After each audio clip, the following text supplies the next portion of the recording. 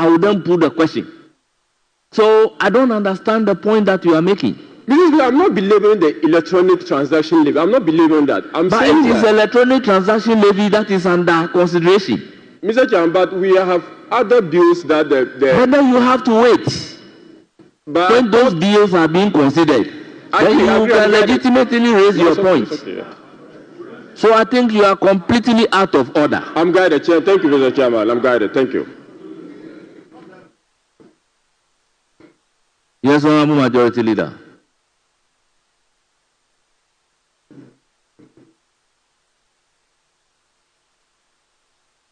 Mr. Speaker, with your indulgence, if the Minister for Finance can take item 50, motion for the third reading of the bill. Yes, Honourable Minister, motion number 50. Mr. Speaker, I beg to move that the Electronic Transfer Levy Repeal Bill 2025 be now read the third time. I so move, Mr. Speaker. So, is this offended? Honourable members, question numbered item 50 at page 12 of today's order paper, accordingly moved by the Minister responsible for Finance. Any seconder? Yes, I second the motion.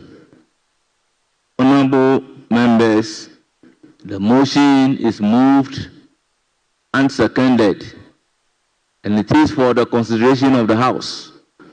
Honourable members, motion accordingly adopted, and the Electronic Transfer Levy Repeal Bill 2025 is read the third. Honourable members, the question is, those in favor say aye. Those against say no. The volume of the work is making me speed up. Honourable members, the ayes have it. An Act to repeal the Electronic Transfer Levy Act 2022, Act 1075, and the Electronic Transfer Levy Amendment Act, Act 2022, Act 1089, and to provide for related matters.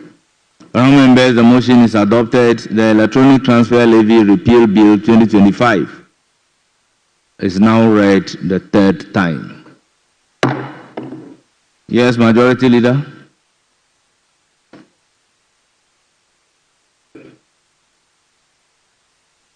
We'll take the revenue. Oh, which item is it? Revenue is which item?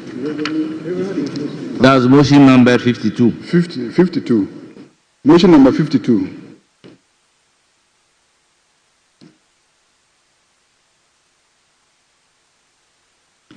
Honourable members, second consideration of the Revenue Administration Amendment Bill 2025. Second reading. Yes, Honourable Minister for Finance. Mr. Speaker, I beg to move that the Revenue Administration Amendment Bill 2025 be now read the second time. Right Honourable Speaker, the object of the Revenue Administration Amendment Bill 2025 is to amend the Revenue Administration Act 2016, Act 915, to reduce the percentage of the total revenue that is set aside by the Minister responsible for Finance in the Ghana Revenue Authority General Refund Account.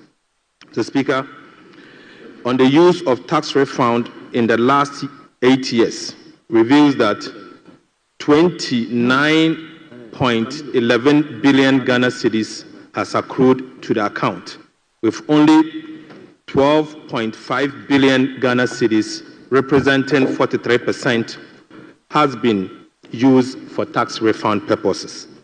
The Speaker, government therefore seeks to reduce the current ceiling on tax to the Ghana Revenue Authority General Refund Account by 2 percentage points, from 6% to 4%. Right Honourable Speaker, I so move.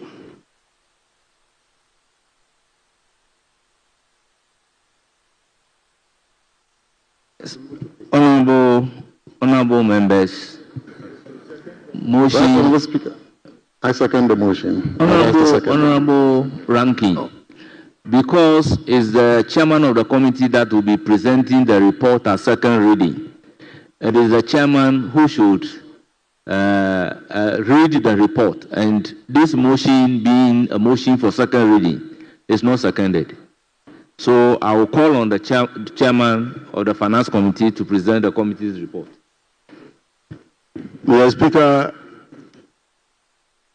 as the finance minister has indicated, the main objective of this bill is to reduce the amount set aside and accruing to the general refund account at the Ghana Revenue Authority for purposes of refunding general taxes that are qualified to be refunded.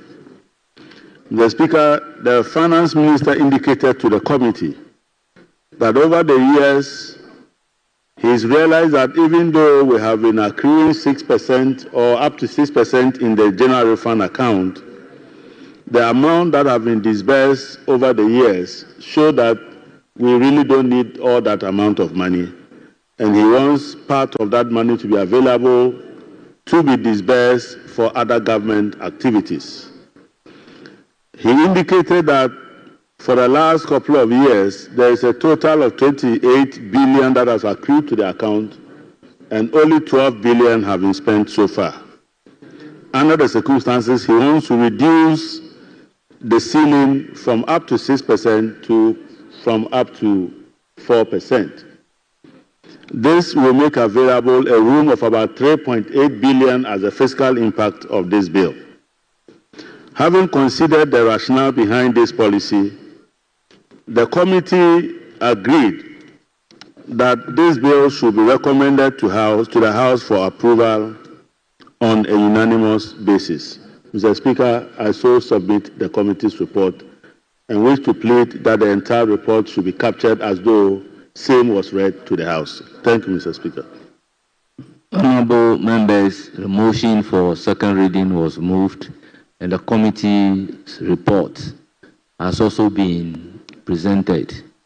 It is for the consideration of the House under Standing Order 167. I will then open the floor for full debate. Yes, the ranking member, you have the floor. Thank you very much, Right Honorable Speaker.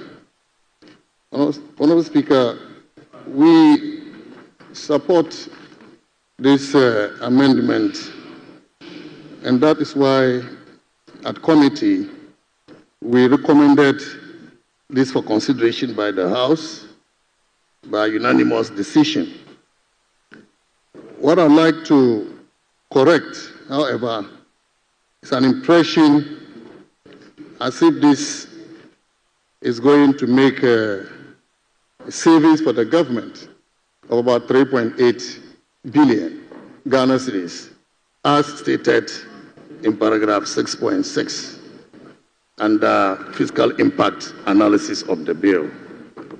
The minister indicated to the committee, as captured by this report, that between 43 to 49% is usually spent. And according to the Revenue Administration Act, Section 63, subsection 3, what is not spent at the end of the calendar year should be moved to the consolidated fund. And so if based on that, the minister has reduced the percentage of what should constitute the tax refund from 6 to 4%. The 2%, which is resulting into what the minister calls savings, is already supposed to go to the consolidated fund. It's already part of government revenue. The only thing the minister has decided to do is to front load the utilization of the 3.8 billion. If he did not decide to front load it, it would have gone into the consolidated fund. And that is articulated very well in the Revenue Administration Act. And therefore, to suggest that this is a saving as a result of the new policy, and therefore suggesting that something great has happened, because of this policy, Mr. Speaker, I beg to differ. And I thank you for the opportunity to contribute to the discussion. Yes, Honorable Deputy Finance Minister. Thank you, Mr. Speaker. Mr. Speaker, I just listened to the immediate past Finance Minister, and I want to quickly respond by saying that, yes, he rightly said that the excess amount that is not utilized for tax refund purposes is to be refunded into the consolidated fund. The question is that over the last 8 years, was it ever done? Did you ever refund the excess amount into the consolidated fund? The answer is no. And it is because of this that the Finance Minister says that looking at the trend, we don't need so much into the tax refund account. And the most important point is that the excess amount bypasses appropriation. It is spent on things that are not appropriated by this House. And so the minister wants to be disciplined about expenditure and says that, look, let us put everything back into the consolidated fund so all of you here will get the opportunity to appropriate it. That is the difference. So that is the amount that is now available for us to spend.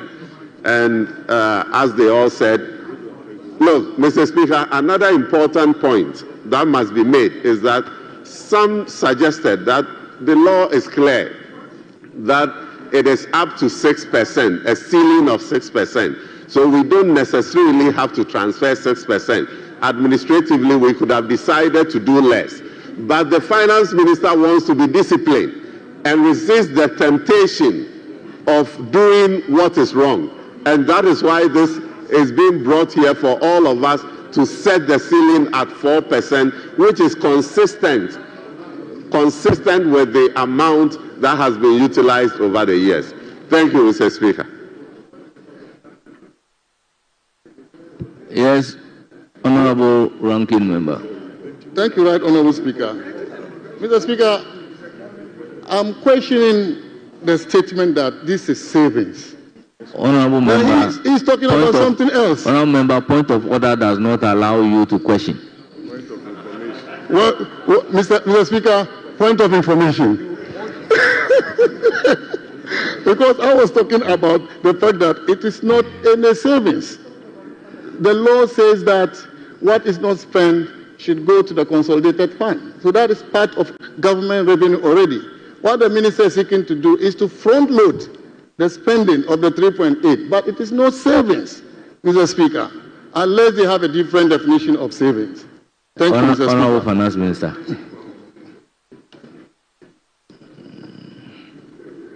Mr. Speaker, first, I want to put on record that the tax refund amount is not part of total revenue. It is always treated as negative revenue in the fiscal. Mr. Speaker, the tax refund amount of 6% has always been treated as a negative revenue. So the revenue that has always been reported excludes that 6%. Mr. Speaker, number two, in the past, the amount accrued into the tax refund account has been misappropriated. Misappropriated in the sense that the Revenue Administration Act is so clear as to what you can use the tax refund account money for. So, Speaker, by failing to spend, and the Speaker, most importantly, by sticking to the law alone, what you have done is that you have saved the taxpayer some money. So, Mr. Speaker, I don't understand what the former Minister of Finance is trying to say. Mr. Speaker, definition of savings. Savings is savings. We do not have different definitions for savings. If in the past monies that were supposed to be used for tax refund purposes was, for some reason, used to pay for certain contractors, and another government decide not to use the money to pay a particular contractor, and you don't call this savings, then what it is? Mr. Speaker, what it is? The difference is that we have decided as a government not to spend the money on things that has not been appropriated. We have decided to spend the money for the purposes of tax refund. And so, Mr. Speaker, we have made money available, additional money available for appropriations. And so, if he doesn't understand that this is savings, Mr. Speaker, I don't know the definition of savings. Mr. Speaker, we have made savings from abuse.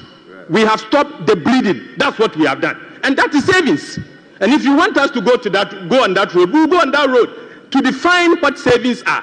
Mr. Speaker, in the past, some of these resources was used to pay for services that we do not have contract for.